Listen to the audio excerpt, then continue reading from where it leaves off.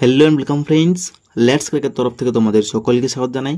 আজকে আমরা ক্লক অর্থাৎ ঘড়ির একটি ইম্পর্টেন্ট টাইপ নিয়ে আলোচনা করব, যে অঙ্কগুলি অর্থাৎ যে টাইপটি একবার নয় বারবার বিভিন্ন পরীক্ষায় দেখা গেছে এবং এই অঙ্কগুলি পরীক্ষার হলে খুব স্মার্টলি কয়েক সেকেন্ড কীভাবে করা যায় তা আজকের ভিডিওতে দেখে নেব।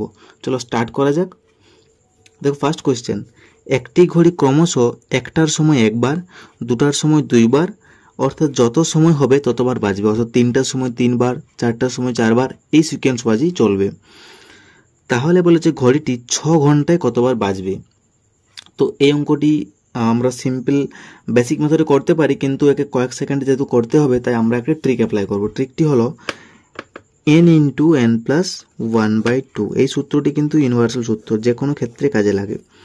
আর এখানে n বলতে যে বলেছে কত ঘন্টা, সেইটি হচ্ছে এর মান, কত ঘন্টা, অর্থাৎ যত ঘন্টা চাইবে আমাদের লাস্ট লাইনে সেখানে n এর মানটা আমরা অ্যাপ্লাই করব। তাহলে দেখো এখানে কি বলেছে, ঘড়িটি 6 ঘন্টায় কতবার বাজবে, তাহলে n এর মান কত পেলাম, এখানে 6 পেলাম, ব্যাস এইটুকু।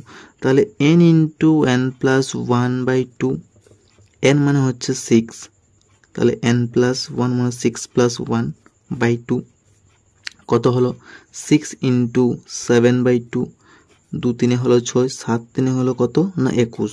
তাহলে দেখো এটা অপশান এতে রয়েছে, তাহলে option is the correct answer. এরপর এখানে একটি ইম্পর্টেন্ট ফ্যাক্ট হলো যে এই নিয়মটি শুধুমাত্র 12 ঘন্টার ক্ষেত্রে প্রযোজ্য। 12 ঘন্টা বলতে কি বোঝাচ্ছে না, এখানে যদি আমাদের 7 ঘন্টা থাকতো, 8 ঘন্টা থাকতো, 9 ঘন্টা থাকতো, 4 ঘন্টা থাকতো বা 12 ঘন্টা থাকতো, তখনই কিন্তু এই সূত্রটি অ্যাপ্লাই হবে। তাছাড়া 12 ঘন্টার উপর যদি থাকতো, যে 24 ঘন্টা, 18 ঘন্টা, 16 ঘন্টা, তখন কিন্তু আমরা অন্য সূত্র অ্যাপ্লাই করব।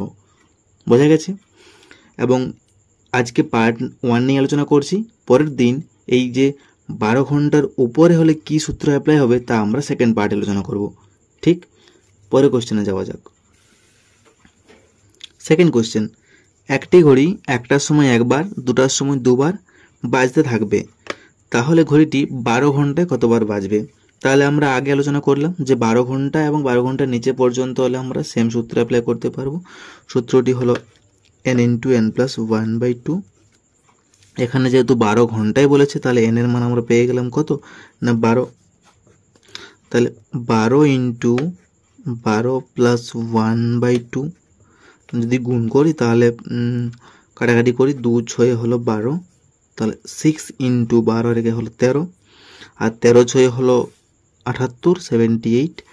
তাহলে দেখো অপশান বিতে রয়েছে 78 বার, তাহলে option b is the correct answer. তাহলে আজ এ পর্যন্তই, আশা করি তোমাদের বোঝাতে পারলাম। খুব শীঘ্রই এর পার্ট 2 নিয়ে আসছি, ততদিন সঙ্গে থাকুন এবং ভিডিওটি ভালো লাগলে অবশ্যই like, comment, share and subscribe করুন এবং পাশে থাকা বেল আইকনটি ক্লিক করুন। So take care, keep growing and stay motivated.